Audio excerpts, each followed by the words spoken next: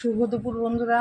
রোজকার মতন দেখো রান্নাবান্না তো শুরু করেছি। আর রান্নাবান্না এখানে করতে করতে তোমাদের সাথে কিছু গল্প করব, কথা বলবো। আর একটা জিনিস কি বলো তো, এই আমার শরীরটা না যখন ভালো না থাকে তখন আমার কিছুই ভালো লাগে না। আমার কেন, এই সকলেরই শরীরটা যদি ঠিক থাকে তাহলে সব কিছু কিন্তু ঠিক থাকে। তাই শরীরটাকে আগে সুস্থ রাখতে হবে, ভালো রাখতে হবে।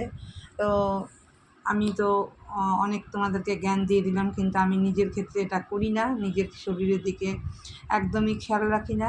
তো যাই হোক, এখানে রান্নাবান্না তো শুরু করেছি।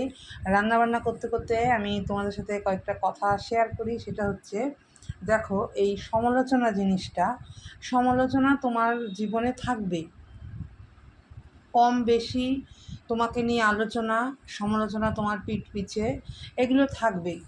এবার এগুলো তো থাকবেই, এটা হচ্ছে জীবনের একটা পার্ট, ধরেই নাও।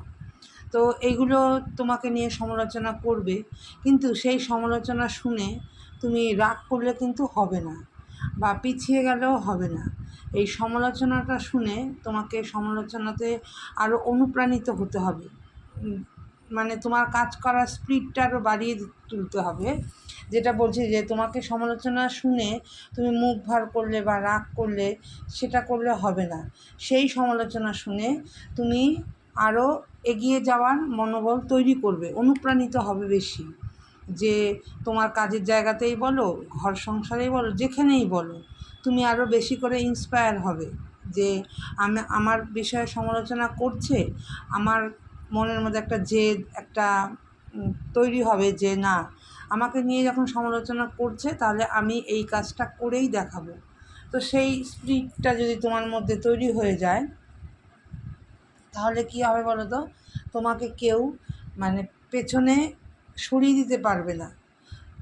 তখন সে কী ভাববে, আরে একে তো আমরা এত কিছু বলছি, তবুও কিন্তু এর নিজের জায়গায় নিজে একদম স্ট্রিক্ট দাঁড়িয়ে আছে, নিজের কাজ করে নিজে বেরিয়ে যাচ্ছে।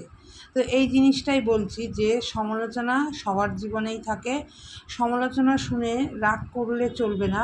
সমালোচনাকে অবলম্বন করে তোমাকে সামনের দিকে এগিয়ে যেতে হবে, তোমাকে অনুপ্রাণিত হতে হবে যে আমার নামে সমালোচনা করছে, আমি এই জিনিসটা করেই আমি তাদেরকে দেখিয়ে দেবো।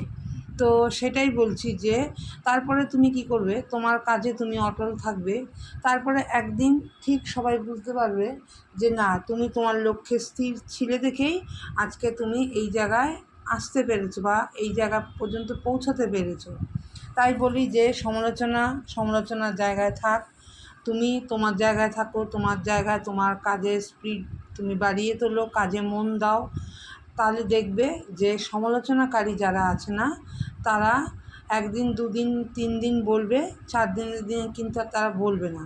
তারপরে হ্যাঁ, তুমি যদি একটা সমালোচনা শোনার পরেও তুমি যদি একটা জায়গায় সাকসেস পেয়ে যাও, তখন তারাই দেখবে, সেই সমালোচনাকারীর দলই দেখবে তোমাকে খুব বাহবা দিচ্ছে, খুব ভালো ভালো বলছে। তো তারপরে সেখানে কার হলো জিতটা, কার হলো, আলটিমেট তোমারই হলো সেই জিতটা। তাই বলছি যে সমালোচনাকারীরা তো সমালোচনা করবেই, তোমার কাজে তুমি এগিয়ে যাও, তোমার কাজে ফোকাস করো, দেখবে একদিন তো লক্ষ্যে ঠিকই পৌঁছাতে পারবে। আর সমালোচনাকারীর মুখের মধ্যে ঝামা ঘষে দেবে।